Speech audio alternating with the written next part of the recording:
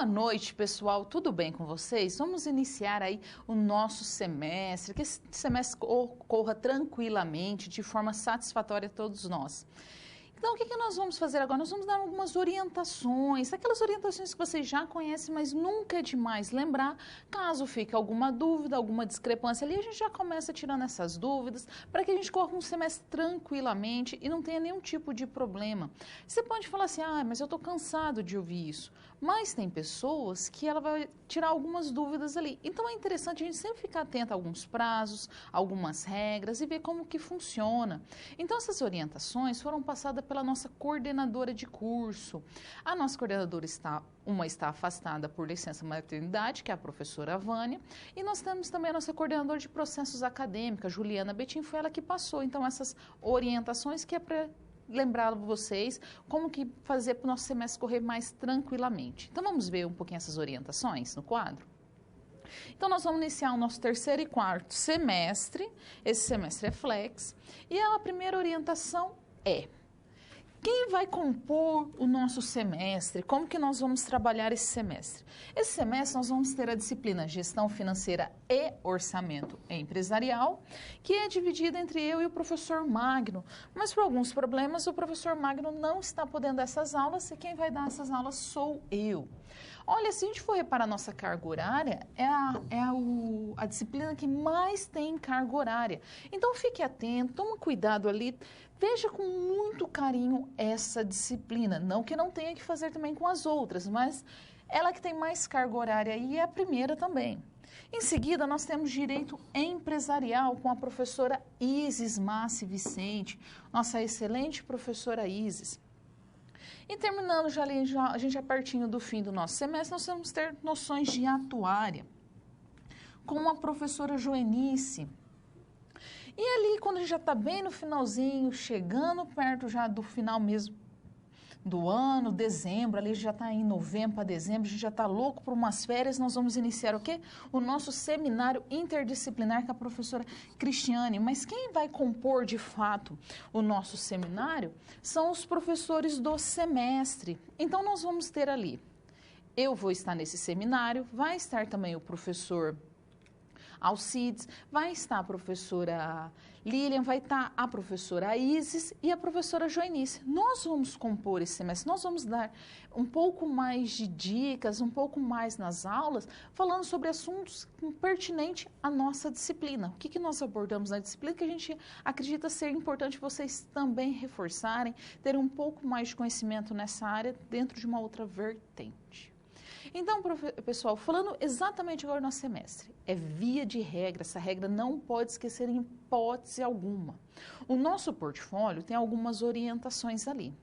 E vocês vão ter que responder essas orientações. É uma produção textual. Vocês têm que criar um texto. Não pode enviar como perguntas e resposta. Porque se vocês enviarem como pergunta e resposta, os tutores já foram orientados que é para devolver. Por quê? Porque ele é para criar um texto. O que nós enviamos para vocês, eles são orientações de como você seguir, mas é para criar em tópicos. Você vai colocar tópicos, você faz lá a introdução, depois você começa o desenvolvimento, 2 pontos, aí você vai criando desenvolvimento. 2.1, está abordando tal assunto. 2.2, abordando tal assunto. E é para desenvolver o trabalho. Se colocar perguntas e respostas, já estão orientadas. Então, por favor, não faça isso. Leia com cuidado o nosso portfólio. Crie o grupo de vocês. Na minha disciplina não tem problema algum vocês começarem a trabalhar já com o grupo do portfólio. Então, assim, nós vamos ter várias atividades ali na nossa disciplina, né? Então, o que vocês fazem? Já se junta, já trabalha ali pode ser já até o grupo mesmo do portfólio. Eu sei que vocês são pessoas sobrecarregadas, vocês trabalham, vocês estudam, e está aqui numa sexta-feira à noite, né? Quando a semana já está carregada e muita gente trabalha amanhã. Eu sei que não tem tempo, mas só que daí se a gente otimizar o nosso tempo, consegue realizar um bom trabalho. Então, assim, já começa criando o grupo do portfólio, já pede para o seu tutor de sala já cadastrar e já começa a trabalhar. Por quê? Nós vamos ter agora 4 aulas de gestão financeira e orçamento empresarial. As 2 primeiras, gestão financeira, e as 2 últimas de orçamento empresarial. Depois, prova. Em seguida, vocês começam com a disciplina da professora Isis, que vai ser Direito Empresarial, e vai realizar a prova da minha disciplina de primeira chamada, comitantemente. Aí vocês continuam tendo aula com a professora Isis, Direito Empresarial. Quando terminar a disciplina dela, vocês também vai iniciar a noções de atuária, em seguida a prova. Então, assim, é muito atribulado. Vocês têm a vez para cuidar, vocês têm um monte de coisa. Então, assim, não pode deixar para o final, vai trabalhando já no começo. E mais um recadinho aqui, antes da gente dar as outras orientações. Nossa disciplina, ela vai ter 2 fóruns. O primeiro fórum, que já está lá, ele vai abordar a questão de gestão financeira. Então, vai ter algumas continhas, vai ter algumas atividades ali sobre gestão financeira. Aquela dica de mestre. Nós não colocamos ali à toa. Então, se nós vamos dar na teleaula, colocamos no fórum, então a gente já tem ali alguma ideia do que nós vamos pedir na prova, né? O mesmo vai acontecer, fora essa semana, a outra vai abrir outro fórum, que vai tratar só de questões de orçamento empresarial. Aí eu volto a repetir, se vai ter na teleaula, se vai ter no fórum, então é bom a gente participar ali do fórum para ter uma ideia, uma expectativa do que vai acontecer nessa prova aí, né? Então, já deu uma grande dica de mestre aí para vocês. Vamos voltar para o quadro para ver mais algumas orientações. O que nós temos aqui? Nós temos o nosso portal, a nossa página. O que é importante a gente lembrar da nossa página? Nós temos aqui o mural do aluno, onde que nós temos aqui o colaborar, que é onde que vocês acessam toda a página de vocês, seu ambiente virtual de aprendizagem. Aí vocês têm aqui a parte da geração de senha, a biblioteca digital, onde você pode ver todo o material disponibilizado, as aulas. Então, o que é interessante aqui na biblioteca? Daqui 24 horas, essa aula vai estar disponibilizada.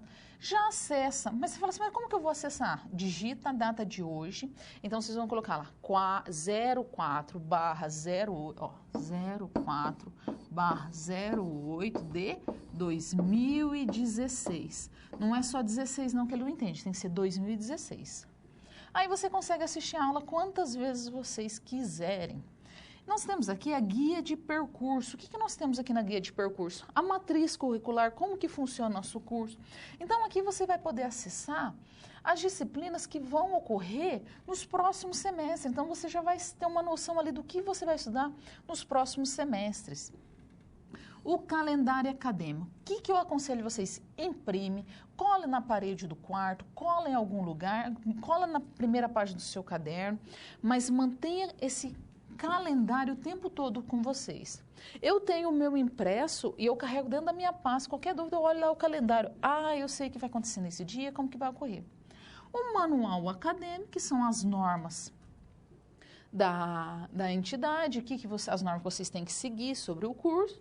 E aqui nós também temos nosso tutorial, caso tenha alguma dúvida sobre o colaborar, como que funciona o colaborar. Esse aqui é algumas dicas básicas aqui que acontece no nosso portal. E aqui, então, vamos ver o que acontece no nosso manual acadêmico. Quais são os procedimentos básicos do nosso manual acadêmico? No item 2.62, ele fala exatamente sobre a chamada de prova. Então, aqui, vou ler para vocês. O aluno que não comparecer na data fixada para verificação da aprendizagem, ou seja, aquele aluno que não chegar lá para fazer a prova de primeira chamada, ou para fazer a prova, ele poderá solicitar a segunda chamada, formalizando o pedido no polo de apoio, aí no polo de vocês, ou pelo ambiente virtual de aprendizagem, que é o AVA, no prazo máximo de 2 dias seguintes à realização da avaliação. Então, aqui, era para ter feito a prova hoje, sexta-feira, então vocês contam 2 dias, daí vocês têm que pedir. Olha, eu falo muito isso. Caso acontecer algum problema, a gente não tem certeza das incontingências que acontecem na nossa vida. Mas evite o máximo ficar pedindo prova de segunda chamada. É cansativo. Então, um aluno que faltar na segunda chamada de prova, previamente agendada, o que acontece? Sem conceito. Sem conceito, reprova. Só, pessoal, tem um probleminha que está acontecendo aqui. Tem muita gente que está solicitando, só que ele esquece de um detalhe importante, que é pagar esse boleto. Pode parecer óbvio, mas não é. Tem muita gente que não está pagando o boleto. Aí pega e fala assim, mas eu queria, eu pedi, eu solicitei. Tudo bem, ok, não tem problema. Mas você pagou? Tem que pagar. Não pode esquecer nunca de pagar, ok? Então vamos para a nossa próxima orientação. O que fala aqui já nesse item 2.91? Ele vai falar sobre a impossibilidade da realização da atividade síncrona, ou seja, de assistir às nossas aulas. Ele está falando exatamente sobre isso. Então, ou seja, caso o aluno esteja incapacitado, pode também ser o representante. Então, pode ser o aluno, o representante, no prazo de até 3 dias letivos, por isso que é importante estar lá com o calendário, para a gente sempre contar esses dias. E ele começa a contar do quê? Contar da data em que se configurou a situação de impossibilidade de frequência aos trabalhos escolares. Então, vamos colocar que você teve algum problema lá na segunda-feira. Aí, em vez de você já pedir, no máximo de 3 dias, você fala assim, não, mas minha aula é só na sexta, eu vou sexta-feira pedir. Aí você perde esse prazo de 3 dias letivos, contando da data que você fez. Então, assim, fiquei na segunda-feira impossibilitado, já pede mesmo, pede para o pai, para a mãe, para qualquer representante. Vai lá e vê e já protocoliza.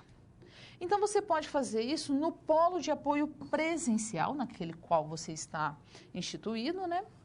Sempre instruído, você tem que ir lá com o laudo médico. E ele tem que constar o quê? O período de afastamento. Se for para pessoas grávidas, a data provável do parto. Claro que se for gestante, né? Não existe parto se não for gestante.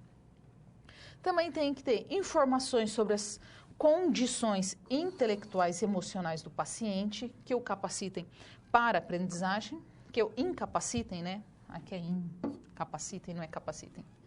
E também o local e a data de expedição do documento e assinatura do profissional. Então, assim, tem que estar com a data ali. Não pode também esquecer dessa data que foi enviado e tem que ter a assinatura do médico e também a inscrição do órgão. Não pode esquecer desses detalhes. E aqui mais uma orientação que a gente vai ver como que funciona o nosso semestre. Qual é a estrutura, como que ele está composto. Primeira disciplina, gestão financeira e orçamento empresarial. Vocês vão ter prova presencial após nossas 4 teleaulas, só que nesse meio de campo vocês têm que realizar a avaliação virtual 1 e a avaliação virtual 2. Em seguida, terminou essa disciplina, vocês têm que fazer o quê? Noções de direito, direito empresarial, desculpa. Aí vocês têm ali também a V1 e a V2, mais prova presencial.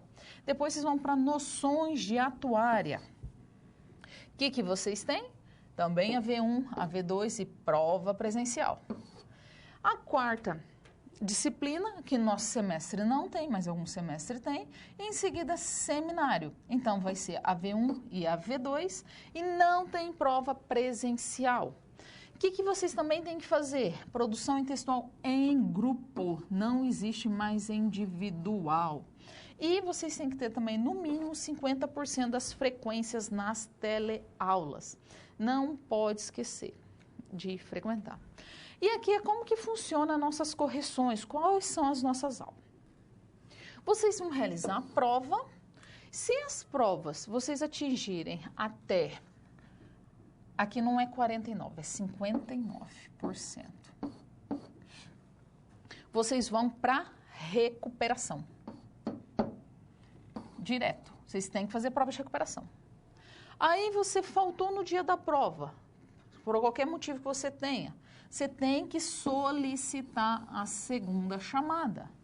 Não solicitou a segunda chamada, ou seja, você não fez a primeira chamada e nem fez a segunda, você é reprovado, sem choro e nem vela, não tem o que fazer, reprovou, faz de novo a disciplina. Se fez até, aqui é 50%. Recuperação, ou seja, você não atingiu o mínimo, você tem que atingir um mínimo de 60% dessa prova. O que acontece? Você é reprovado. Aí pode parecer pouco, por isso que agora o que a gente vai ver em seguida vai ser como que compõe as nossas notas. Então, a composição das notas, as notas é tão importante quanto à frequência, porque agora vocês vão entender. Então, a gente tem aqui o que a gente chama de atividade web, que corresponde a 30% da nossa nota, e as provas presenciais, que correspondem a 70% da nossa prova. O que a gente tem aqui nas atividades que são conhecidas como web? Nós temos as avaliações virtuais, que dentro desse montante aqui, ele corresponde a 33%, que é composto por 2 AVs, uma para cada web aula, que são nada mais que 5 questões objetivas. E também a produção textual interdisciplinar, que é sempre desenvolvida em grupo. Antigamente nós tínhamos as individuais, mas agora é em grupo. É apresentação. Então você vai falar assim, mas a apresentação é só 20%, mas às vezes faltou 1% para você ali na soma do seu semestre, que vai fazer uma diferença enorme. E nas nossas provas presenciais, nós temos o quê? Uma por disciplina, no caso o seminário nós não temos, que nós já vimos, e elas são compostas por 10 questões objetivas, que vale 50% da prova, e 2 questões dissertativas, que equivale mais 50% da prova. Então, pessoal, é importantíssimo ficar atento a esses detalhes, como eles funcionam. Então, nós não podemos esquecer de maneira nenhuma. Aquilo que eu falei, anota, faça ali uma maneira, coloca post-it, coloca alguma coisa dentro dessas regrinhas, mas não esqueça. Portfólio em grupo não é perguntas e respostas. Eu vou lembrar isso em vocês em todas as teleaulas. Depois eu vim a professora Isis falando a mesma coisa e a professora Joenice. Vocês vão ficar tão cansados, vocês vão falar assim, eu não vou fazer em perguntas e respostas, eu já entendi. Ok, perfeito, essa é a ideia. Porque nós não queremos que o seu trabalho seja postado e o tutor devolva para você falando assim, olha, está em pergunta e resposta. Não é, ok? Então, nós vamos dar início agora ao nosso semestre de Gestão Financeira e Orçamento Empresarial. As 2 primeiras aulas, Gestão Financeira, e as 2 últimas aulas, Orçamento Empresarial. Então, eu vou me apresentar a vocês. Eu sou a professora Suzy, né? Já tinha falado no começo. Sou formada em Administração de Empresa, tenho 2 especialidades, uma em gestão de empresa na Uninove e outra em metodologia de ensino superior e também sou mestre em metodologia, linguagens e suas tecnologias aqui na Unopar. Então, pessoal, essa é a minha formação básica. Eu não sou computadora, muita gente acha, mas eu não sou administradora. Então, pessoal, como que nós vamos trabalhar o nosso semestre? O que nós esperamos de você? A gente vai ver na primeira aula aqui o momento, como que a gente vive o momento atual, como que funciona a administração financeira, como que ela é composta. Aí depois nós viemos com a segunda aula como risco e retorno. Então, assim, é muito interessante vocês tomarem cuidado com a nossa aula, porque cada aula a gente vai tirar um pouquinho para a gente aplicar ali na prova. Então, assim, umas dicas que eu dou. Chega na aula com material lido, gente tem um livro já começa a ler o livro, já começa, olha os fóruns, começa a fazer atividade. Eu sei que tem algumas atividades ali que eu ainda vou dar aula para vocês, que vai ser semana que vem. Mas taca a fórmula ali, não custa nada assim, tentar aplicar ela. O que eu também peço para vocês? Por favor, estude cada dia um pouquinho. É sério, quando eu fazia graduação, eu tinha professores que falavam isso, eu sei que naquela correria eu também trabalhava, estudava à noite, às vezes a gente fala assim, não dá. Hoje eu vejo que assim, não precisa ficar gastando muito tempo, mas de manhã você acorda, dá uma passada de olho no PDF, você assim, eu quando estou estudando, eu já deixo assim, do lado do meu celular, na hora que desperta, eu já dou aquela lida. Você não vai levar mais do que 5 minutinhos, às vezes você leva até 2 minutinhos, você já dá aquela fixada. Na hora do almoço, também, dá uma lida. Tá com dúvida? Anota. Tá com dúvida aí na aula de alguma coisa que eu vou falar? Manda já agora a pergunta para a gente já esclarecer. À noite, dá mais uma lida. Aí você vai dormir. Nesse processo de dormir, você vai solidificar o que você aprendeu. Se você fizer isso essa semana sobre a nossa primeira teleaula, semana que vem você vai fazendo isso na segunda teleaula. E assim, subsequente, o que vai acontecer? Você vai chegar na prova, fazer uma prova tranquila. Você não vai precisar solicitar a segunda chamada, você não vai precisar se preocupar porque você não irá para recuperação. Você já vai trabalhando com os portfólios, já vai trabalhando ali o que você tem que ver no portfólio, como que vocês vão realizar ele. E o semestre acaba correndo de forma tranquila, sem atropelo. Por quê? O que acontece? Se deixar para estudar no último momento, você vai ficar assim, poxa vida, eu sei, eu já fiz isso. A gente fica sobrecarregado, não aprende direito, aí fica estressado. Aí em seguida, aula. Aí depois você tem prova, aula, portfólio, aí é muita coisa. Tem que se organizar, tem que ter um planejamento para não se estressar. Porque chega no final do ano, aí quando for a disciplina da professora Joenice, que é noções de atuária, vocês vão estar super cansados. Ok? Então, vamos ver como que funciona o nosso ambiente de gestão financeira, como que ocorre ali. A gente vai ver um pouquinho dos objetivos da nossa aula. Vamos lá? Por que a gente tem que estudar essa aula? Porque a gente pretende aqui entender os conceitos e objetivos da gestão financeira. E também ter uma visão geral sobre o mercado no qual se opera a administração financeira. Esse aqui é o nosso objetivo básico da nossa teleaula. Então, vamos ver como que funciona a gestão financeira. A gestão financeira, ela é tão importante dentro de uma empresa que ela é capaz de alavancar ou mesmo destruir uma empresa. O que acontece? A pessoa pode ter um excelente produto, ela pode ter excelentes representantes comerciais, uma excelente logística, mas se não fizer uma boa gestão financeira, ter ali a saúde financeira dela muito bem estabelecida, é capaz dela ir para a falência rapidinho. Então, assim, é muito rápido os problemas que são causados, porque a gestão financeira, ela vem para maximizar essa empresa, aumentar sempre o lucro dessa empresa. Esse é o foco. Se não tiver uma boa gestão, não vai conseguir maximizar. Então, assim, nós vamos ver agora um pouquinho ali o que seria essa maximização. Vamos lá? Então, seria o quê? O nosso objetivo é sempre trabalhar aqui dentro da estrutura dos ativos e dos passivos de uma organização.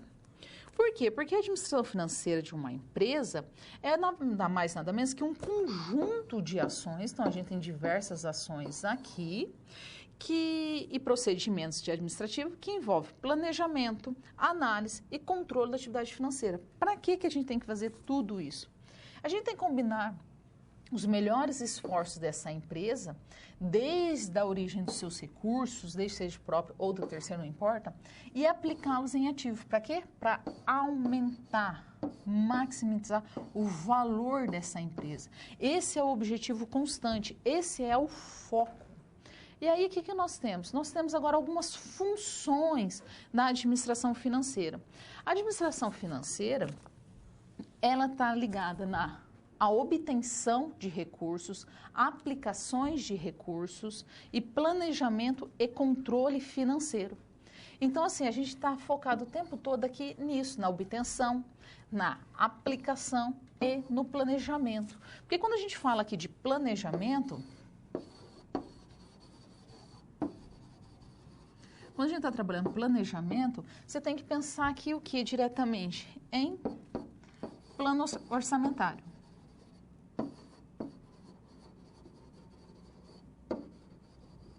Olha, quase o quadro não deu. Que letra horrível. E até subir. O que acontece? O planejamento financeiro, para você fazer um bom planejamento financeiro, você também tem que fazer um bom plano orçamentário, porque você vai calcular todos ali como que você vai obter esses recursos, como vai aplicar e também como que você vai executar. Então, acaba ali trabalhando no planejamento dos recursos e da movimentação financeira, trabalha ali controle da movimentação financeira, análise e um dado importante, que é o replanejamento. O que acontece? Muitas vezes é preciso replanejar. Então, você fez um planejamento, daí você está achando que está tudo ok, na hora que você vai fazer o controle e ver a verificação, o que percebe? Que ele não está tão bem assim, não está tão ok. Então, não tem importância replanejar. A administração financeira permite isso. E é interessantíssimo fazer isso. E é importante mais ainda focar nesse replanejamento quando não está dando certo. Não adianta ficar dando ali murro em ponto de faca, sabe essa expressão? E nós vamos ver agora o que? um pouquinho entre a diferença. O que faz um contador dentro da administração financeira e o que faz um administrador. Claro que eles podem casar as relações ali profissionais, mas não tem problema nenhum um executar uma parte, outro executar a outra. A gente só vai ver uma pequena diferença agora, como que um e como que o outro trabalha. Vamos lá? Então, o que o gestor financeiro? O que a gente tem aqui no setor de finanças? Nós temos aqui, de um lado, a tesouraria e do outro lado, a controladoria. Aqui é mais comum o gestor financeiro e aqui nós temos mais comum o contador. O que a tesouraria faz? Ela faz ali a administração de caixa. Por quê? Porque o objetivo do gestor financeiro é sempre aumentar esse valor da empresa. Então, a gente está falando aqui, vou ficar repetindo o tempo todo, aumentar o valor dessa empresa.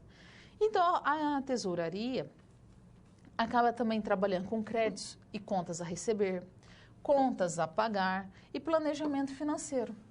Enquanto que a controladoria vai trabalhar ali mais na contabilidade financeira, na contabilidade de custo, nos orçamentos e na administração de tributos. Esses aqui são um pouquinho das diferenças entre um setor e outro. Claro que você vai encontrar profissionais que trabalham nas duas áreas, não tem problema nenhum. Nós vamos ver um vídeo agora bem interessante sobre um pouquinho essa administração financeira, como que funciona. Vamos lá?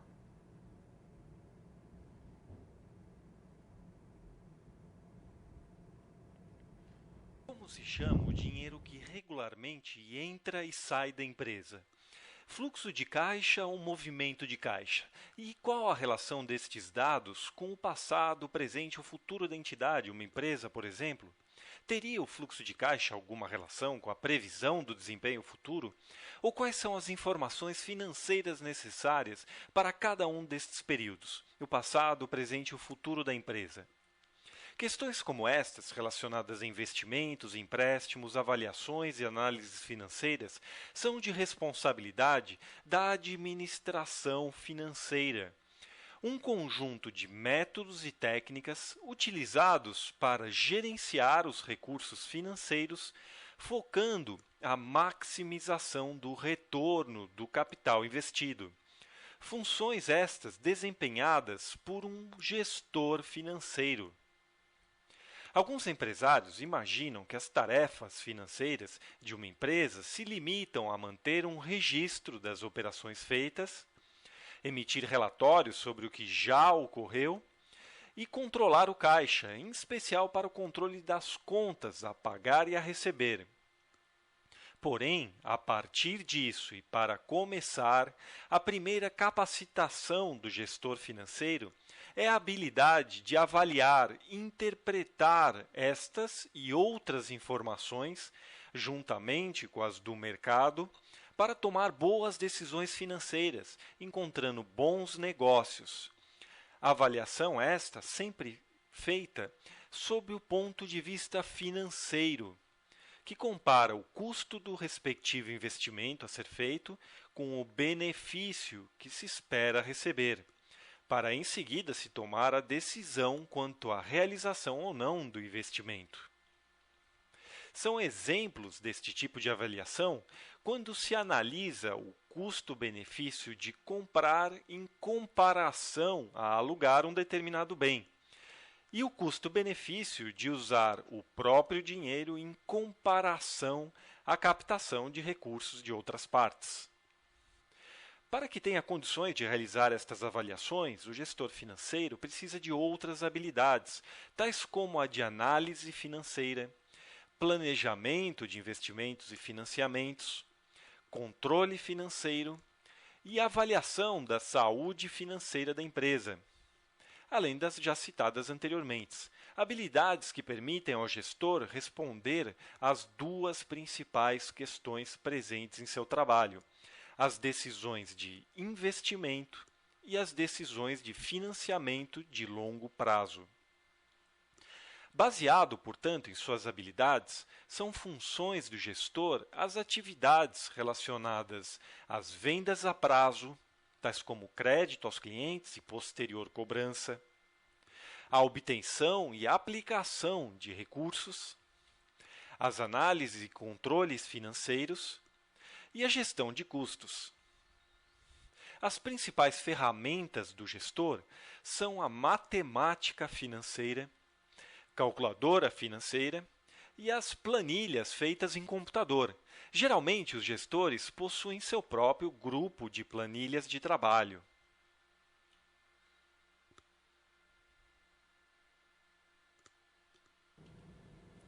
Pessoal, voltamos. Eu vou mandar um abraço agora para Carpina, Paracatu, Cerejeiras, Porto Alegre do Norte e Natal. Um abraço para vocês, obrigada pela participação. Eu vi ali que o fórum está bombando. É muito bom que vocês incentivem nossos alunos e também que eles acabam participando. Um abraço para todos desses polos. Claro, para os outros polos também, né? Não posso somente selecionar alguns aqui. Pessoal, nós vamos ver agora o que seria o nosso momento de reflexão. O que eu peço que vocês reflitam e analisem ali para a nossa aula. Vamos ver?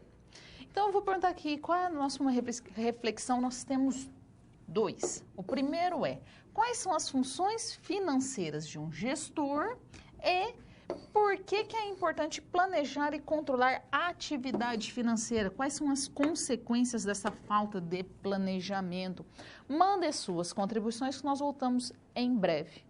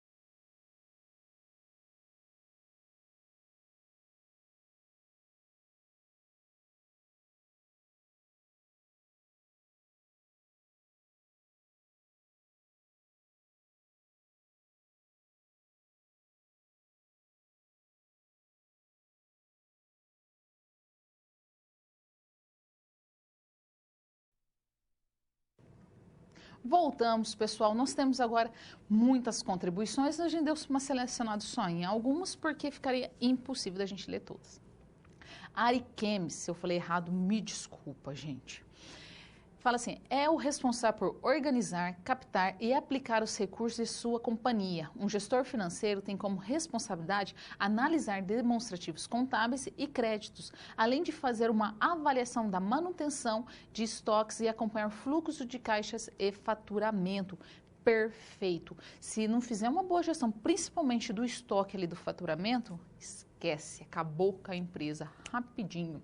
Uruguaiana, um abraço para vocês de Uruguaiana. O gestor financeiro tem como função encontrar o equilíbrio entre gerar lucros e manter caixa e visa planejamento, análise e controle, buscando maximizar os recursos econômicos e financeiros gerados pelas operações. É a importância de planejar e controlar as atividades financeiras, pois a falta de controle financeiro e planejamento é o principal motivo de fechamento de muitas empresas e é através do controle financeiro que verificamos se o que foi estabelecido no planejamento está sendo executado e quais medidas necessárias para corrigir falhas. Obtenção de recursos, aplicações de recursos, planejamento e controle financeiro. É importante planejar, controlar a atividade financeira, pois somente assim é possível saber o passado, o presente e projetar o futuro. Essa questão, eu falo assim, olha, vocês pegaram a aula inteira, né, de gestão financeira, vocês pegaram ali tudo e colocaram aqui na participação de vocês, está perfeito, não tem uma palavra para descrever além de perfeito. Apesar que todas as contribuições estão muito focadas, como eu diria, está tudo na veia, muito bom. O Tinga, desculpa se eu falei novamente errado aí, como que fala a cidade de vocês, da Bahia. Funções de obtenção de recursos, captação, aplicação de recursos, destinação é perfeito, planejamento e controle financeiro. Prever as necessidades futuras, importante planejar e controlar para tomada de decisões. Tomada de decisões é a palavra que eu tiro aqui da participação de vocês, né? Tomada de decisão é exatamente isso, saber muito bem como fazer essa gestão financeira para tomar uma boa decisão. Salvador, Bahia, aí vem completo também, planejar, organizar e controlar. Participações mais que impecáveis. Como eu falei, a gente não tem como pegar todas, foram selecionadas algumas. Muito obrigada pelas participações e a gente sente que vocês estão atentos aí.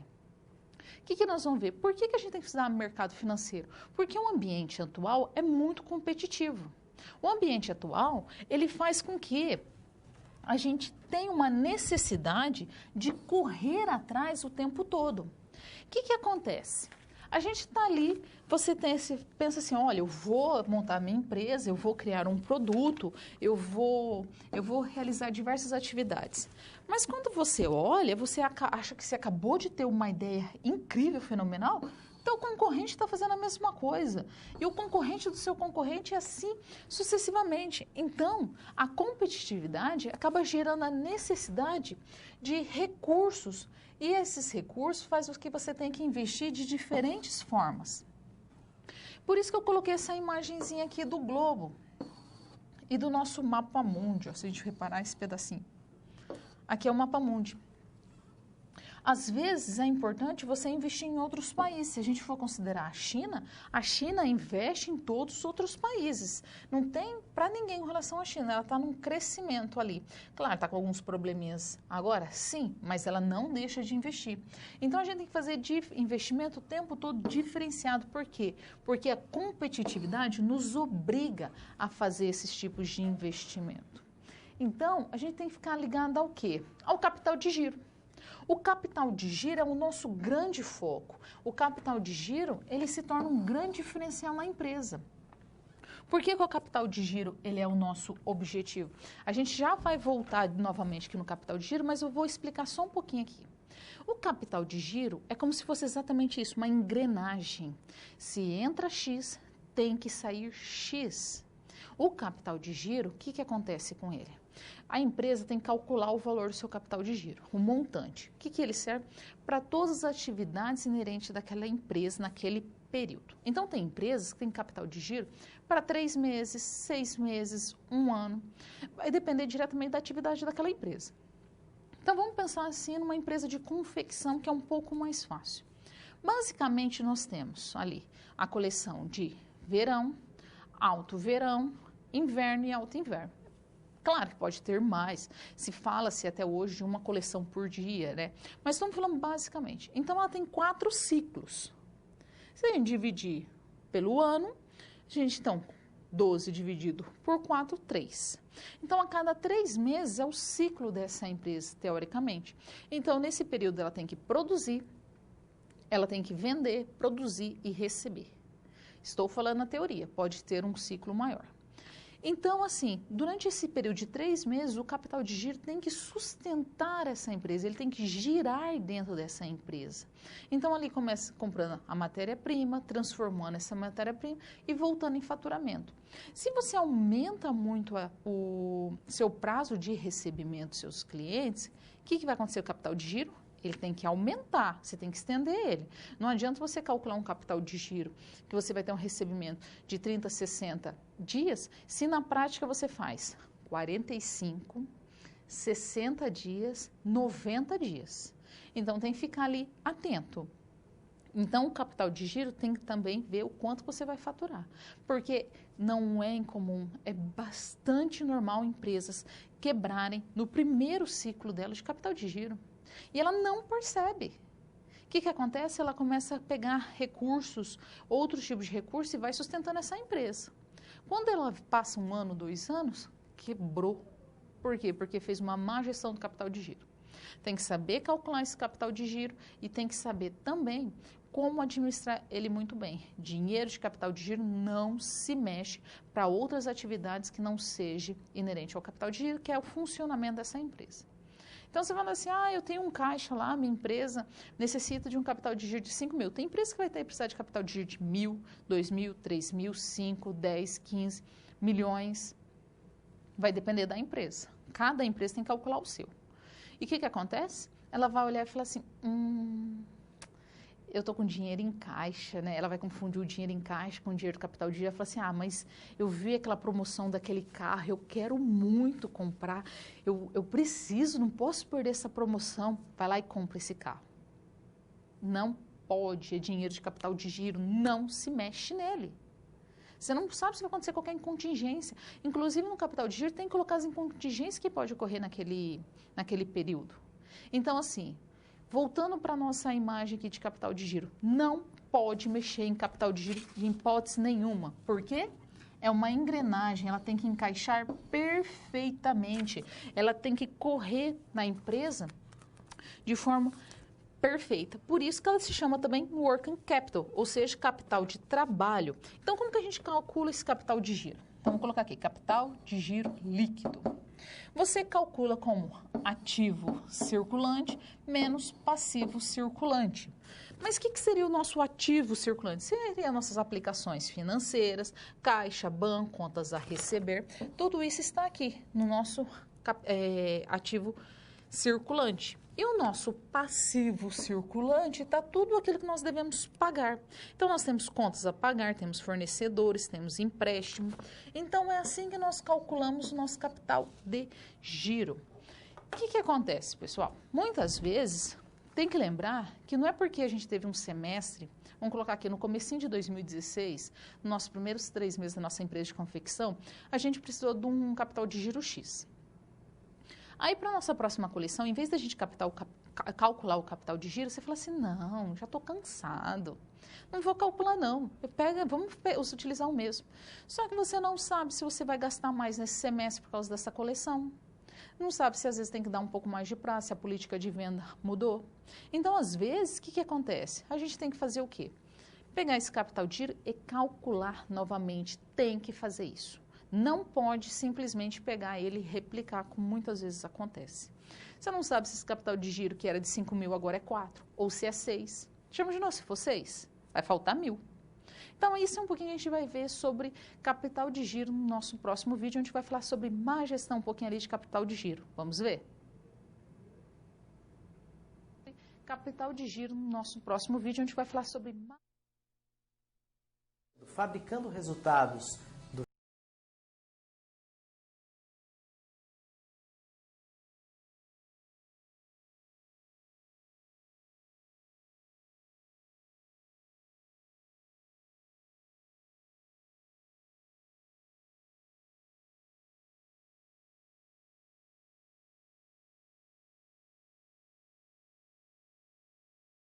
capital de giro é apontado como uma das principais causas de falências de pequenas e médias empresas.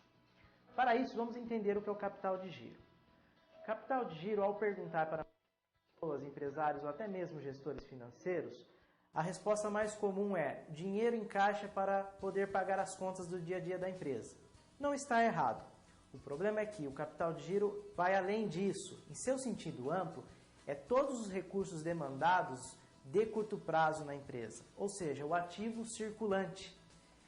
Vamos entender o que compõe o ativo circulante. O primeiro item são os disponíveis, dinheiro em caixa e banco, para poder pagar as contas transacionais do dia a dia da empresa. O segundo são os clientes a receber, aquela quantia que eu preciso ter para financiar o prazo que eu dou para o meu cliente. E o terceiro é o estoque, que é a quantidade de recursos que eu preciso manter em estoque. Por que capital de giro? O dinheiro ele fica girando, na hora que vence esse título, se transforma em caixa novamente. E assim ele fica girando nas atividades da minha empresa. Vamos entender através de um exemplo numérico. Uma empresa que vende 20 mil diariamente e eu concedo um prazo de 30 dias. No primeiro dia de venda, eu vendo 20 mil, recebo 0 e vai para o meu saldo. A partir do 31º item, eu vou vender esse 20 mil e vou receber 20 mil referente à venda que eu fiz há 30 dias atrás. Portanto, esse saldo de 600 mil, se não houver mudanças nas políticas de prazo ou de venda, se manterá em 600 mil, representando a necessidade de investimento nesse item em relação ao capital de giro. Espero que o vídeo de hoje tenha contribuído para vocês entenderem um pouquinho sobre capital de giro. Então, pessoal, vocês viram que interessante como ele explica muito bem capital de giro? Vou mandar um abraço agora para Rio Branco e Canarana. Um abraço para vocês e obrigado pelas participações. Nós temos uma participação aqui, uma pergunta de Natal, sobre a importância da gestão do ciclo da empresa, o ciclo operacional, prazo médio de recebimento, prazo médio de pagamento e giro de estoque, entre outros. É muito importante saber administrar bem esse ciclo. Se uma empresa, não adianta todos os seus concorrentes ali estando dando uma política de prazo de entrega de produto de 30 dias, você falar assim, olha, eu entrego em 10 e meu prazo de recebimento para vocês, todo mundo está fazendo em 45 dias direto, vocês falam, não, eu faço 45, 60 e 90. Você está ali gerando um grande problema para vocês. Então, tem que ficar muito atento, como vocês citaram, sobre esse ciclo operacional. E é como eu tinha falado no início, é igual capital de giro. Cada empresa tem o seu, mas é interessante analisar os concorrentes também. Outra contribuição aqui de Paracatu, pergunta assim, um abraço para vocês. Quando uma empresa quebra e como se estivesse no fundo do poço, tem jeito? Acreditamos que sim. Como diz o ditado, se perceber que está no fundo do poço, então pare de cavar. Ou seja, para os investimentos e financiamento, até dar a volta por cima. Concorda? Concordo e muito. Eu já ouvi essa expressão várias vezes. Meu avô falava assim, olha, o bom de estar no fundo do poço, que dali você só sobe, né? Então, a gente tem que olhar o otimismo. Não é fácil. Porque a gente tem que pensar o quê? A empresa, ela tinha que estar 0 a 0. Não está, ela está abaixo. Então, assim, ela vai trabalhar muito para chegar no 0 a 0 para começar a alavancar. Não é impossível, é muito importante se as pessoas estiverem determinadas, tem que analisar ali o ciclo operacional, tem que fazer um bom planejamento e, às vezes, não é nem investimento de dinheiro. Às vezes são mercadorias que estão perdendo ali um pouquinho. Uma vez eu vi uma padaria que ela perdia na hora que ela estava fazendo, não compensava para ela vender bolo, esses bolos de aniversário, esses bolos confeitados. Por quê? Os bolos que eram confeitados causavam prejuízo porque não raspava direito ali os recheios e nem o chantilly. Enquanto que aqueles bolos mais simples, esses bolos que não tem cobertura, eles faziam tanto ali que o que sobrava da massa jogava e ia fazendo tudo em cima. O que acontecia então? Os bolos que não eram confeitados, eles faziam muito mais rápido. Só que o que estava vendendo eram os confeitados, que eram recheados, tinha o chantilly, tinha toda aquela cobertura. E o que acontecia? A empresa não calculou que um tinha que ser muito mais caro que o outro por todo o trabalho que dava. E ela estava vendendo com uma diferença pequena de preço. E ela achou que compensava, e isso estava levando ela para o buraco, para o fundo do poço, compensava ela parar de fabricar. Aí, na hora que foi vendo aonde que estava se perdendo ali e aumentou um pouco o preço, se tornou o grande diferencial da empresa. O público aceitou, porque eles estavam sentindo que estava até abaixo do preço. Mas estava quieto, né? Tipo, olha, tá barato, eu vou comprar. Então, tem sim, tem solução e tem como alavancar sim uma empresa e tirar ela do fundo do poço. Obrigada pela participação. Nós vamos ver aqui agora um pouquinho da mais importância da administração financeira. Como que a gente faz quando a gente tem poucos recursos? Como que a gente administra? Vamos ver o nosso quadro? Então, o que nós temos aqui? Nós temos que o que a gente pode fazer para aumentar essa importância financeira, dessa administração financeira? A gente tem 2 itens importantes, que é a alta competitividade, que obriga você a administrar bem, e a escassez de capital de giro. Então, o que nós temos aqui na alta competitividade? A gente, assim, quanto mais competitivo a gente está, quanto mais competitividade houver no mercado, menos se pode errar. Então, você não pode errar em hipótese nenhuma no preço, na quantidade de produto, na política de estoque. Você não pode errar. A competitividade te obriga a acertar. Não tem como você errar. Se errar, você pode até mesmo falir. E a escassez de capital, se você não administrar bem, você ter que financiar aquele capital, você ter que emprestar, então quanto menos capital tiver disponível no mercado, olha, quanto menos dinheiro houver, mais caro vai ser o custo de aquisição, porque os juros vão ser muito altos. Por que isso acontece? Acontece porque o mercado financeiro e a empresa, elas estão ligadas diretamente. O que rege o mercado financeiro? Quem comanda o mercado financeiro? É a lei da oferta e da procura, ou lei da oferta e da demanda, que eu vou desenhar aqui para vocês, que eu não sei se vocês lembram. De um lado nós temos o quê? O preço. Do outro lado nós temos a quantidade. Então vamos supor que nós temos um preço inicial 1, com uma quantidade 1. Fazendo aqui, nós temos aqui a nossa demanda. Nossa demanda 1. Então, vamos supor que esse preço acaba se elevando. Preço 2, quantidade 2. Fazendo nossa curva da demanda.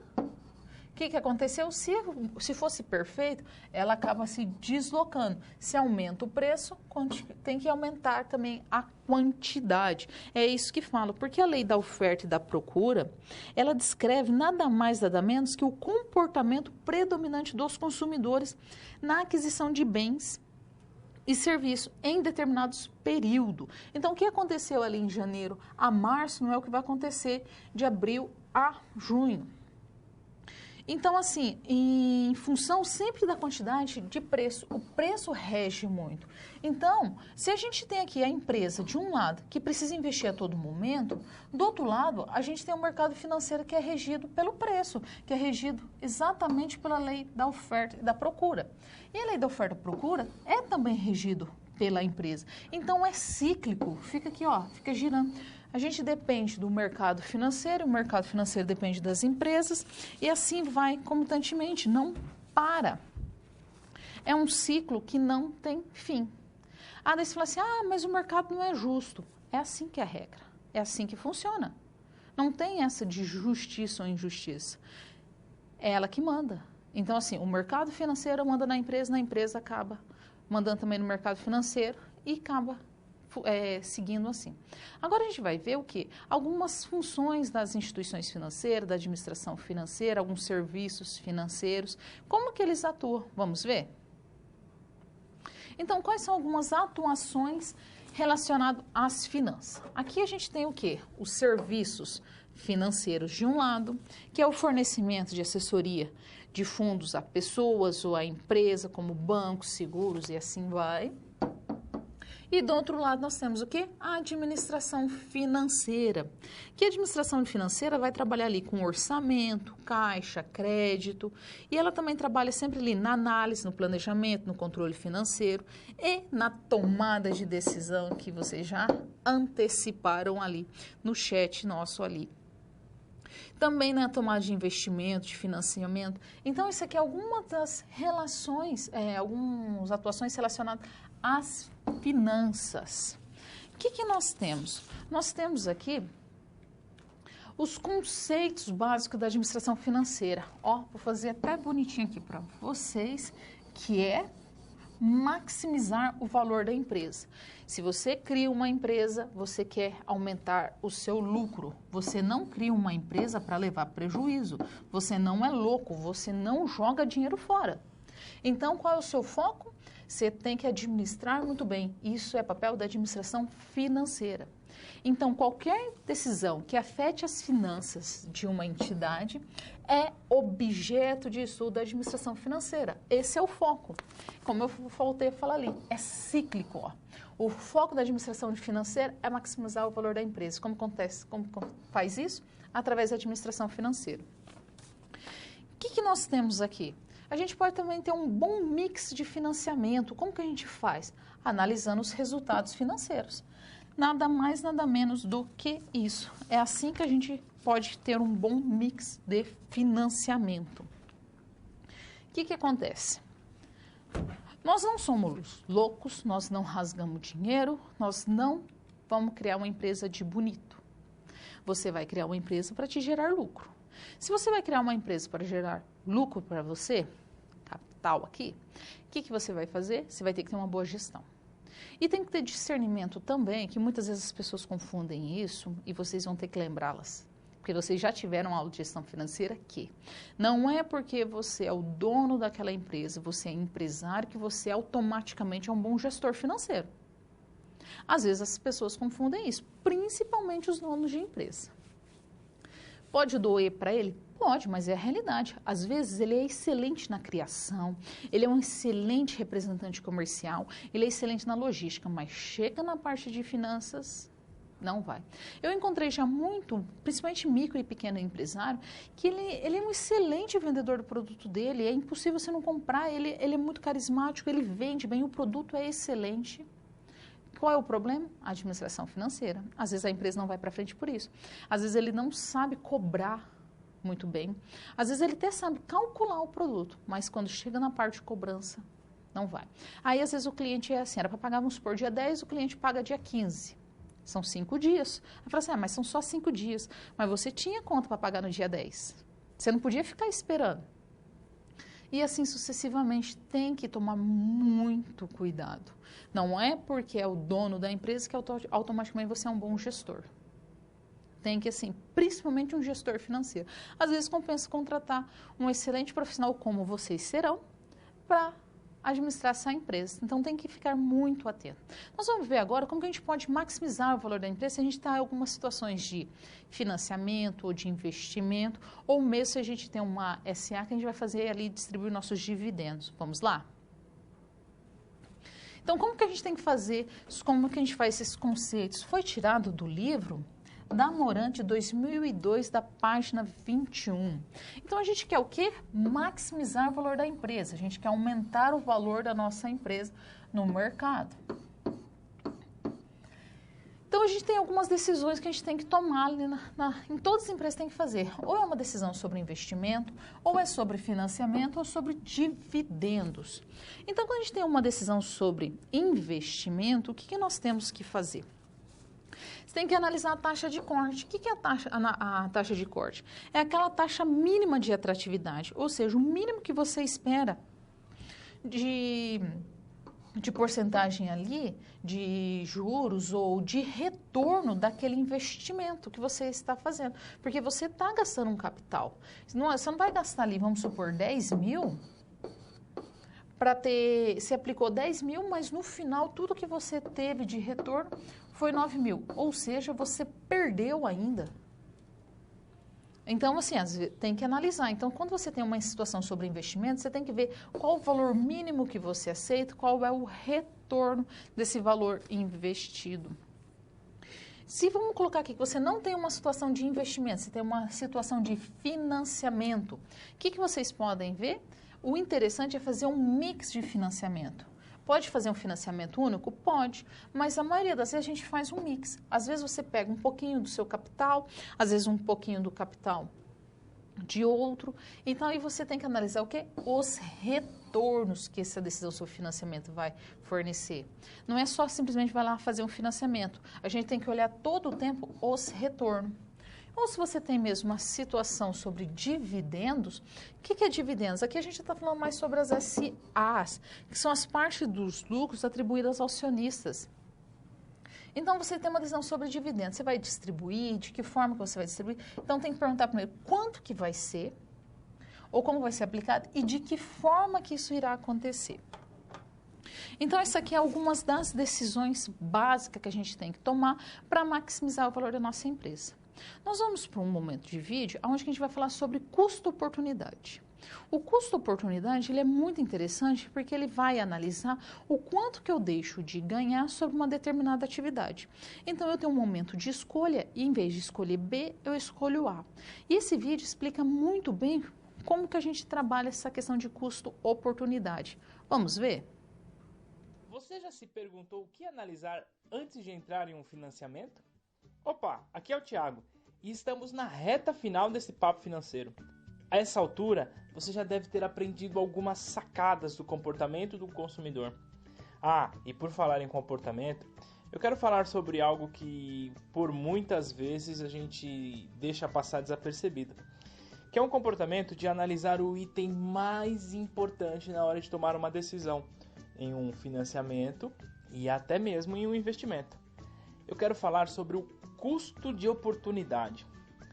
Quando a gente assina um contrato com um banco, quer seja por um financiamento ou até mesmo quando vai investir a nossa grana lá, vem descrevendo tudo: taxa, prazo, condição, impostos, enfim.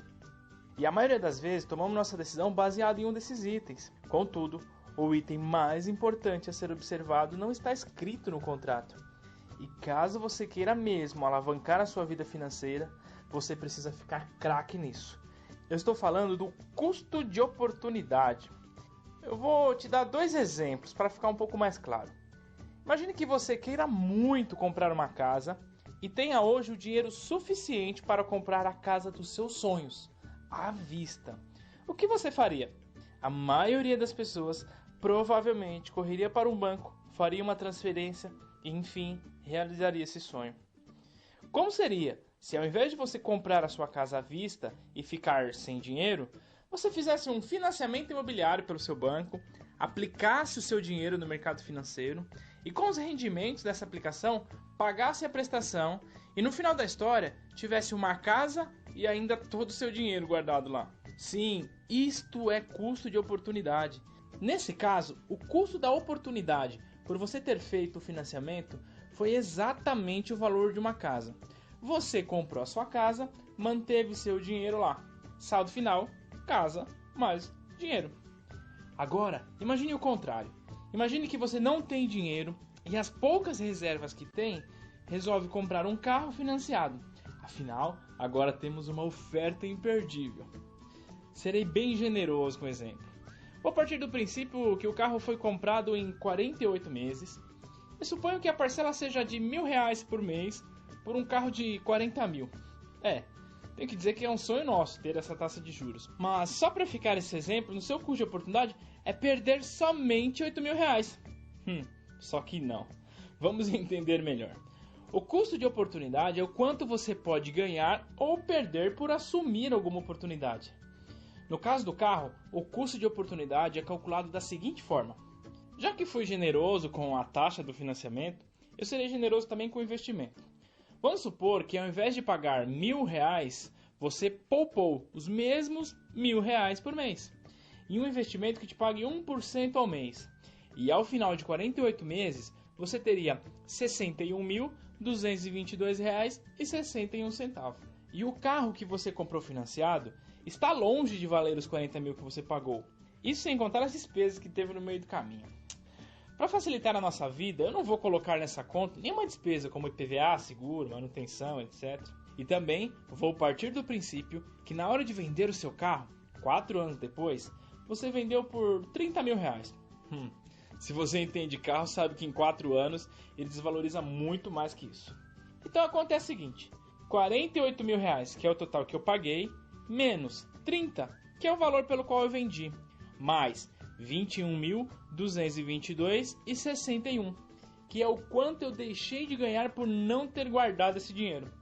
Sendo assim, o prejuízo calculado é de R$ 39.222,61. Ou seja, nesse exemplo, o custo de oportunidade é exatamente o valor do carro. É justamente por isso que eu não coloquei na ponta do lápis as despesas que incorrem ao comprar um carro, pois eu acho que você ficaria de cabelo em pé com a conta. Resumindo, no primeiro exemplo, por analisar o custo de oportunidade, eu ganhei uma casa.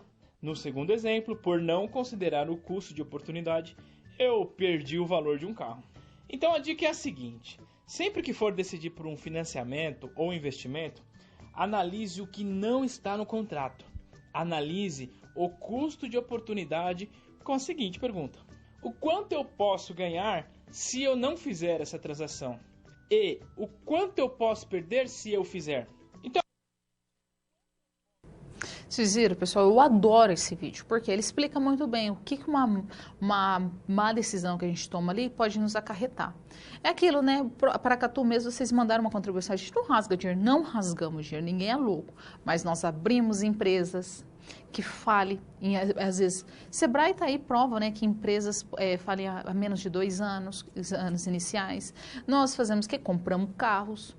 A casa temos nós que analisar ali, porque às vezes você está pagando aluguel, então temos que fazer uma análise sobre a casa, que é um imóvel ali de investimento mais seguro. Mas carro tem uma depreciação muito alta e a gente faz isso. Um questionamento aqui de Paracatu, um abraço para vocês. Fala assim: vale a pena fazer um financiamento em detrimento de ter que desembolsar dinheiro do caixa, uma vez que esse gasto pode fazer com que o caixa ficasse quase zerado? Parece ser uma boa decisão? Depende. Assim, esse dinheiro que está em caixa é capital de giro, como eu falei no início? Tem que analisar. Se for capital de giro, não se mexe. Esse financiamento é para quê? Qual é a real necessidade desse financiamento? Quais são os motivos? É para pagar a conta? Se é para pagar a conta, então analise que em algum momento tem algum ponto que está errado. Senão você vai fazer financiamento em cima de financiamento para pagar essas contas. Ou o produto está calculado errado, ou o prazo está muito estendido, ou não está fazendo as cobranças no prazo devido. Então, assim, não adianta nada você fazer um financiamento para cobrir um rombo ali que você não sabe onde que está o problema, onde que está esse gargalo, esse vazamento, e vai fazendo financiamento, daí você só vai criar uma bola de neve. Aí, então, você vai aumentar a produção? Ok, mas você vai conseguir inserir toda essa produção no mercado? Esse é o momento exato para se fazer isso? Então, assim, é uma série de análises que tem que ser feita. Assim, desculpa, mas assim, somente falando, não dá para falar. A gente tem que analisar passo a passo. Uma palavra que eu ia falar para vocês é depende. Depende de que momento. Mas eu analisaria, a empresa, se eu não estou com alguma falha ali, se não tem algum gargalo, algum vazamento ali, alguma coisa que está perdendo esse dinheiro. Arapim, nós temos também aqui uma pergunta, fala assim: quais investimentos mais seguros para uma empresa? Novamente, depende da empresa. Tem empresa, como a gente está falando do ramo de confecção, às vezes pode ser uma máquina, pode ser um aparelho que vai facilitar o processo, pode ser, às vezes, um barracão maior, não é incomum, né? A gente trabalhar ali tudo apertadinho, amontoadinho. Então, assim, o investimento vai depender. Eu não sei exatamente que empresa que está se falando, como que é. Nós temos que analisar, não é simplesmente falar assim, esse é o melhor investimento para uma empresa. Porque, às vezes, se a gente trabalhar uma empresa de logística, às vezes um caminhão, ou você entregar uma mercadoria com custo menor ali, às vezes você trocar, às vezes, a forma de realizar. Então, assim, tem vários tipos de investimento. Às vezes, o investimento são mínimos. Você já viu aquele caso, né, das pessoas que elas ficavam muito cansadas trabalhando porque a mesa era muito baixa? Tem um caso bem interessante, acho que vocês já ouviram falar, que é o quê? Tinha uma empresa que eles vendiam pasta de dente e sempre ficava falhando, algumas caixinhas saíam vazias. O que eles começaram a fazer? Viram assim e falaram assim, Por que os consumidores começaram a reclamar? Falaram assim, por que está indo vazia? Aí chamaram vários profissionais e não conseguiram perceber que estava o problema. Passou um dia, passou um tempo, foi passando, de repente falou assim, mas não está tendo mais problema com as caixinhas? O que colocaram? Falamos resumidamente, um ventilador. O ventilador, as caixinhas estavam passando na linha de produção, o ventilador aqui, se estava vazia, ela voava, né? Porque ela não tem peso. Então, às vezes, o investimento, às vezes, é muito simples, não precisa ser caríssimo. Então, vai depender de empresa para empresa. Então, assim, simplesmente qual o melhor, não temos como falar. A gente vai ver agora um mix de financiamento, como que a gente pode fazer um mix de financiamento dentro de várias categorias aqui, alguns exemplos de mix que nós podemos utilizar. Então, vamos ver nosso quadro, como que seria esse mix? Nós temos primeiro uns mecanismos para fazer esse mix. Como que a gente começa? Você tem ali, primeiro, uma decisão sobre financiamento. A gente tem que fazer um financiamento. Então, você tem que selecionar um bom mix, que o intuito é o quê? Aumentar o valor dos projetos de acordo com os ativos financiados. Então, por quê? A gente vai fazer um financiamento porque a gente quer que nossa empresa aumente o valor dela no mercado. Esse é o nosso ponto primordial. Então, o que nós vamos fazer? Um mix de financiamento. Como que a gente pode fazer esse mix? A gente pode utilizar capital próprio. Geralmente, quando nós fizemos financiamento, ainda mais quando às vezes é empresa de pequeno porte, ela financia um pouco e ela guarda um pouco de dinheiro também, que é capital próprio.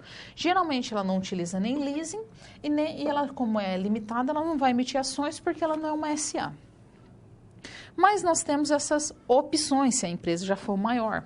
Então, vamos colocar aqui, a gente tem um custo nesse valor desse financiamento. Então, vamos supor aqui que a gente deseja financiar um total de 100 mil.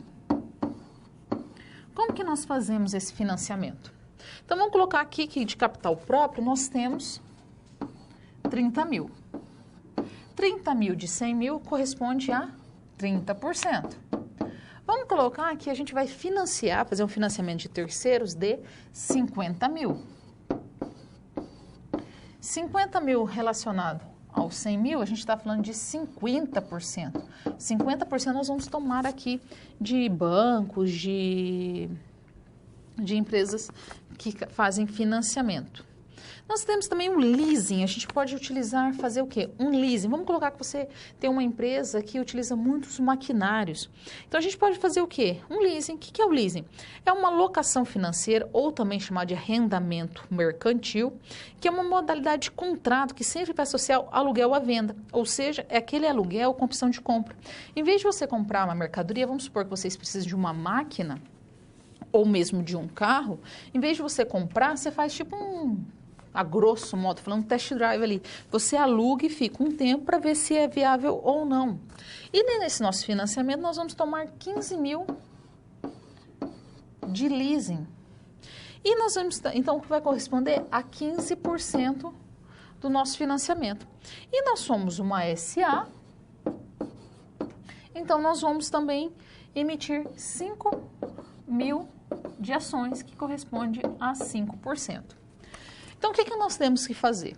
Nós temos aqui, somando 100% do nosso dinheiro, vamos colocar 30 mil com mais 50 mil, 80 mil. Mais 15 mil, 95 mil, mais 5 mil, 100 mil. Ok, nós temos aqui o nosso 100 mil que a gente deseja financiar. Mas a gente tem que analisar, é um bom mix? Será que não compensaria eu arrumar um pouco mais de capital próprio, em vez de colocar apenas 30 mil, eu tentar colocar 50 mil e financiar aqui 30 mil? Será que os juros desse financiamento não está muito alto? Temos que analisar. Então, assim, não é simplesmente, é um bom mix, ok. Tem que analisar passo a passo, tem que analisar um por um para ver se é interessante ou não. Então, a gente tem aqui o quê? A gente tem diversas decisões e o importante dessas decisões é analisar, fazer análise constante.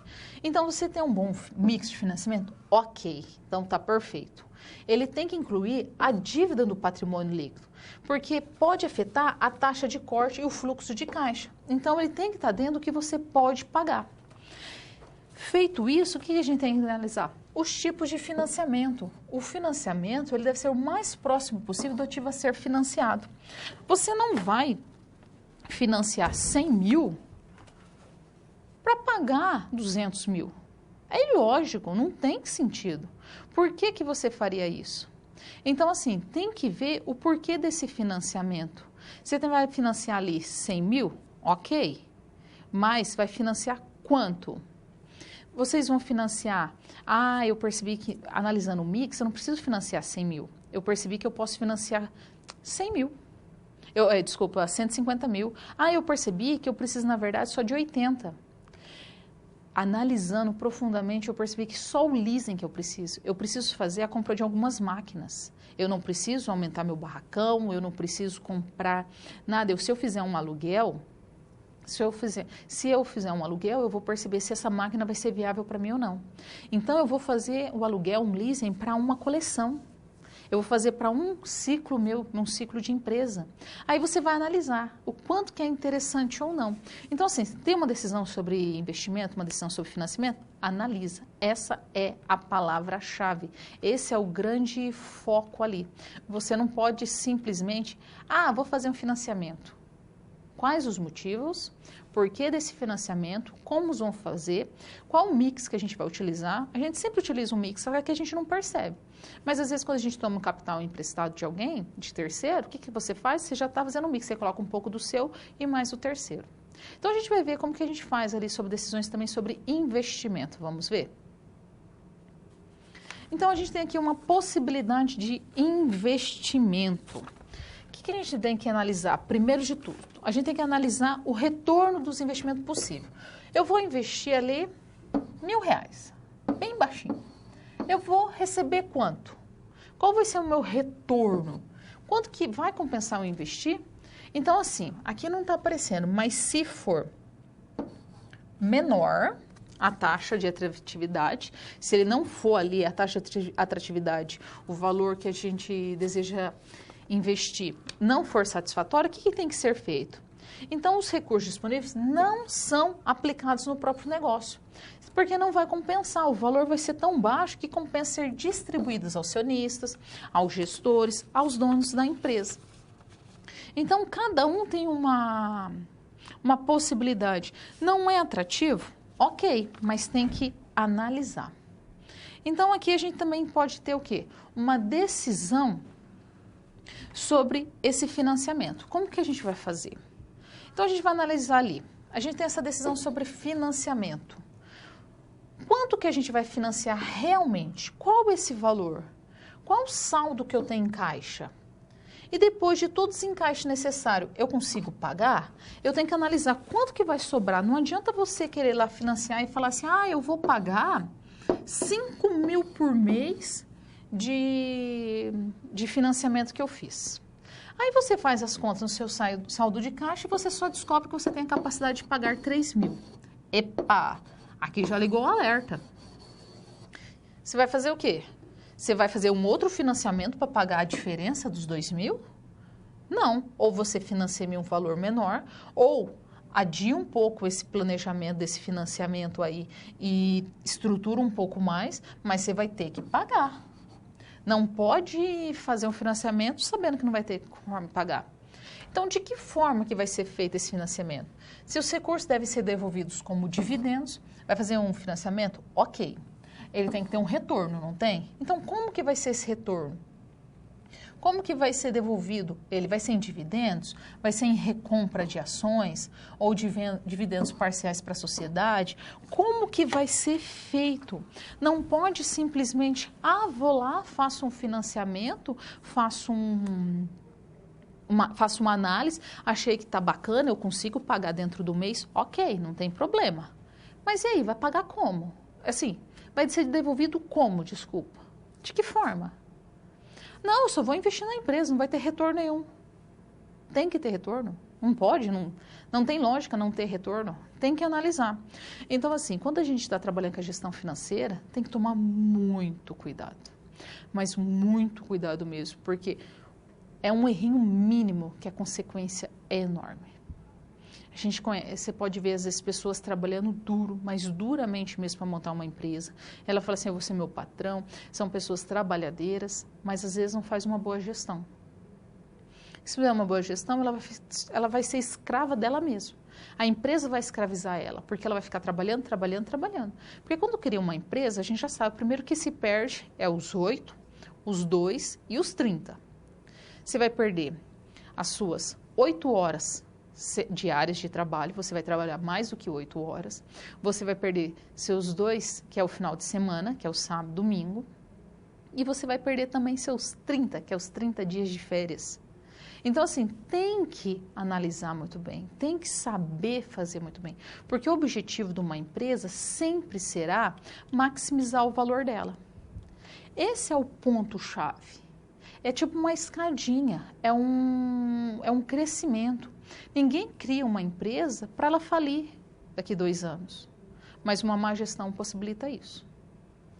Fique atento, fique assim, não é brincadeira, gestão financeira é muito séria.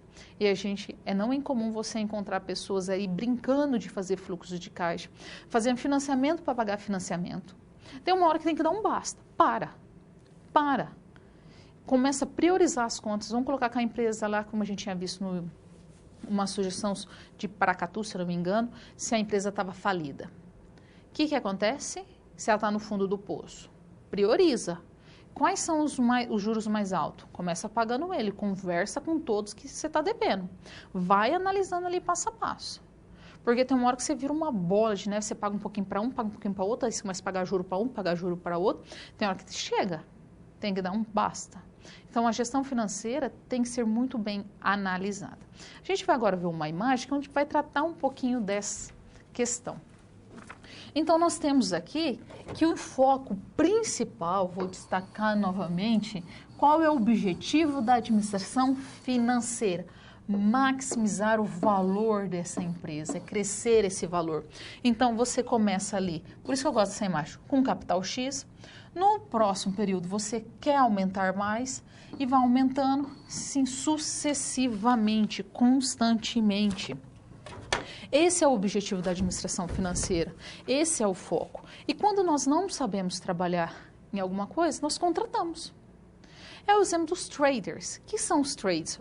Eles são profissionais, profissionais que trabalham no mercado de ações. São profissionais muito ligados aí na administração, na parte de finanças relacionada às ações.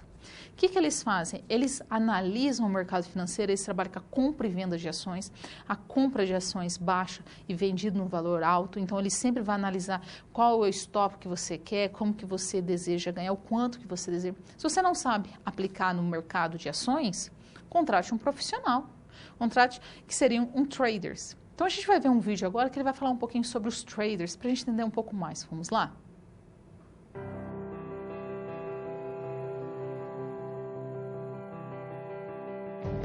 No mercado financeiro, existem os aventureiros e existem os traders. Traders não são apostadores, são vencedores. Não negociam, operam. Nós vivemos o que poucos viveram e sobrevivemos para contar. Da crise de 29 ao medo de 2008. Bolhas, terremotos, falências. Tudo isso só fortaleceu nossa crença. Apurou nosso faro ao risco. Nós, traders, não desistimos. Nos reinventamos. Como os mercados, as moedas, as empresas, nós saímos do pregão. Mas o pregão não sai de nós. A fé estampada em cada rosto e cada crachá. Os gestos, os terminais, o pitch, o nosso ringue. A luta por cada centavo de segundo. Cada milésimo de milhão. Atletas digitais das bolsas. Se você não sabe a diferença entre aventureiros e traders, não vai entender nosso espírito, nem ter coragem de nos seguir. Agora, se você é um de nós, seja bem-vindo.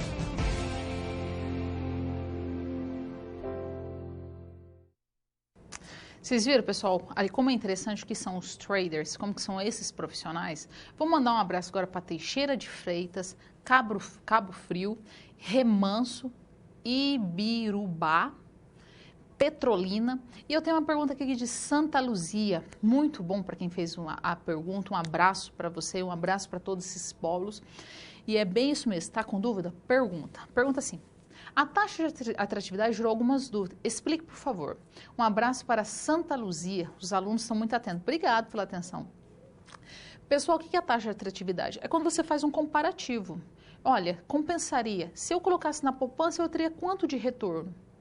Vamos colocar ali que eu teria X. Se eu aplicar, se eu investir na minha empresa, eu vou ter o mesmo X. Será que compensa esse desgaste? A taxa de atratividade sempre tem que ser maior daquele tipo de investimento que você vai fazer que é totalmente seguro. Nós vamos ver um pouco mais disso na próxima aula, quando a gente vai trabalhar mais sobre risco e retorno. A gente vê mais claramente a taxa de atratividade. Mas a taxa de atratividade é aquele valor mínimo que eu aceito para fazer esse determinado investimento. Então, assim, eu vou construir um barracão. Ok, eu vou investir. Mas eu tenho uma empresa e eu desejo faturar quanto? Qual o valor mínimo de faturamento? Então, eu desejo faturar no mínimo, vamos colocar ali 100 mil. Aí você tem que analisar. Então, a taxa, o valor mínimo que você aceita é 100 mil. Se for 90 mil, você compensava investir em outra atividade, em outro negócio. Então, a taxa de atratividade é aquele valor mínimo que você aceita para fazer aquele investimento. Agora nós vamos ver o que a gente viu na nossa aula, né? O que seria a conclusão da nossa aula. Antes de eu passar mais alguns recadinhos para vocês, vamos ver? Então, a gente viu o quê? Que a gente tem que analisar a todo momento o mercado financeiro. E uma boa gestão financeira é essencial para a saúde dessa empresa, para essa saúde não ficar capengando, né? Para essa ser uma saúde saudável. Então, o objetivo central da gestão financeira é sempre maximizar o lucro da empresa. Esse é o nosso foco. Pessoal, o que eu desejo de vocês? Eu desejo que vocês tenham um bom planejamento do curso de vocês e um bom planejamento até mesmo da vida. Porque eu sei que isso cansa. Eu já passei por essa fase, eu sei que é uma fase a gente sai muito pilhado, muito gostoso, mas a gente também cansa demais. Então eu vou lembrar de novo vocês do fórum, que o fórum tem atividades importantíssimas e eu vou estar lá respondendo o fórum para vocês. E também nós vamos ter os tutores ali acompanhando vocês, os nossos tutores à distância. Então, assim, tá com dúvida? Posta, pergunta. Essa aula foi muito boa. Essa aula, para mim, foi muito deliciosa trabalhar com vocês. Eu senti uma troca. Isso é interessante. Então, assim, mais um recadinho. Portfólio. Não é pergunta e resposta. Eu espero que vocês vão muito bem nesse portfólio, porque eu espero que vocês tenham entendido esse ponto. Semana que vem, leia o material, vai ser a nossa última aula dessa parte de gestão financeira. Em seguida, nós entramos com orçamento empresarial. Então, até a próxima semana e que tudo corra bem com vocês nesse período.